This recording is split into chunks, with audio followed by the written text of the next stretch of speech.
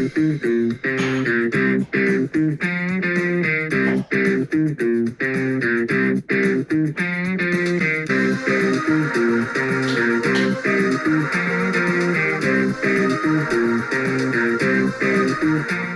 guys, welcome back to the channel. Today I am reviewing Scream 2. So yeah, this is obviously the sequel to the original one, came out, I think, just a year later. And unlike the first one, this comments on movie sequels in general, where that one commented on 80s and late 70s horror slashers like Halloween and Friday the 13th. This one comments on all movie sequels like T2, yeah, just movie sequels in general. And it kind of plays around with that formula, sort of. So, not much to say, really. Yeah, but Crack Bad Bed is...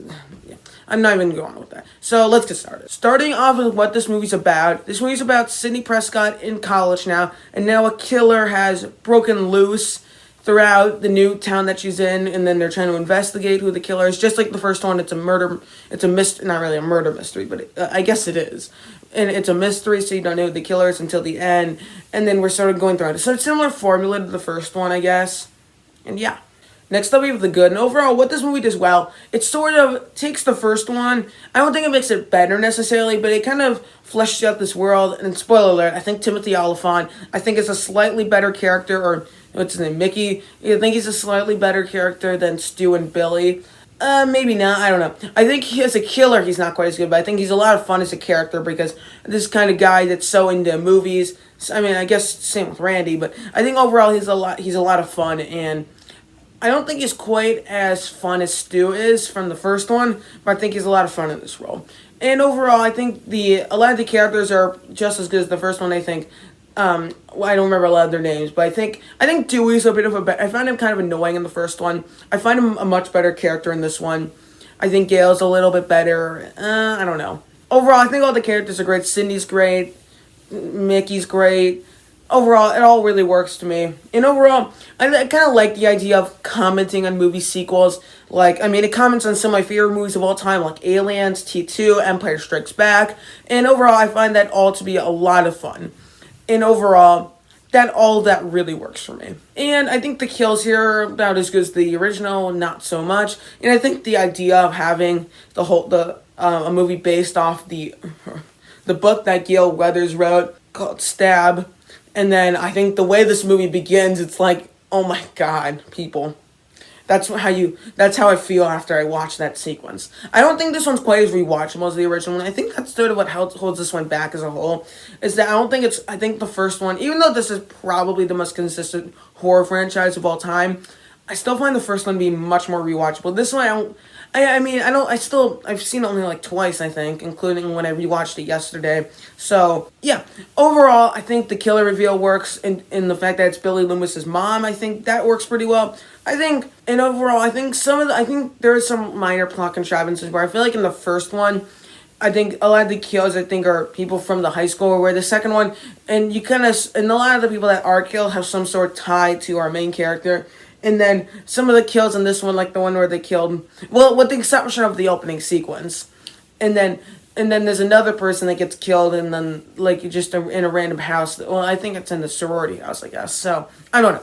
Overall, I think the college setting brings a little more freedom to it, and then they can kind of go around the college setting and then do a bunch of stuff. So this movie pretty much takes place at a college the whole time, with the exception of the opening scene. I think so. And overall, it makes for a pretty fun horror movie. And overall, I don't think this one. I think the opening sequence doesn't work quite as well as the first one does. But I think it's pretty insane, to be honest. And overall, I think all of that really works.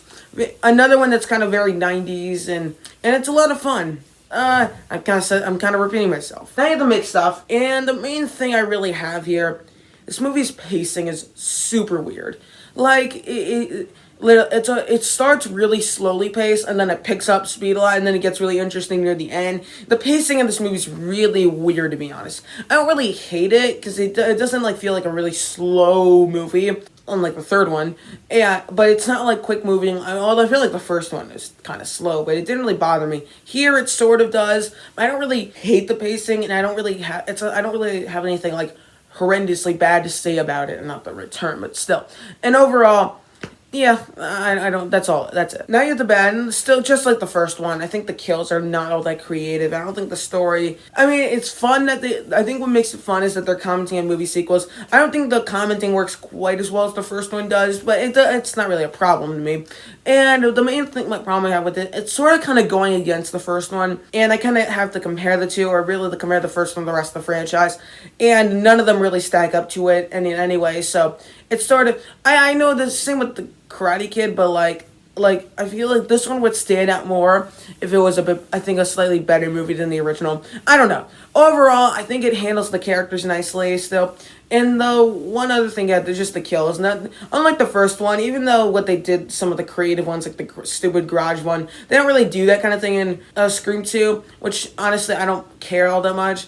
The one kill I do like is the one at the beginning with the where the guy stabs through the bathroom stall. Some of them are, yes, overall, none of them are really all that good. Overall, yeah, I don't really hate them, but I don't really dislike them either.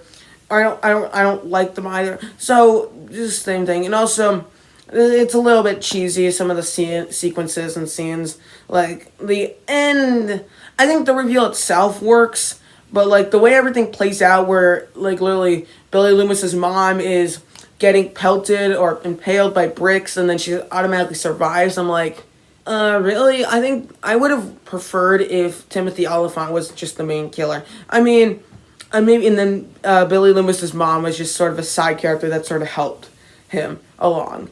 So those are sort of my thoughts on it. This movie's final score, I'll give it like an 8.6 out of 10. I still enjoy this one, to be honest.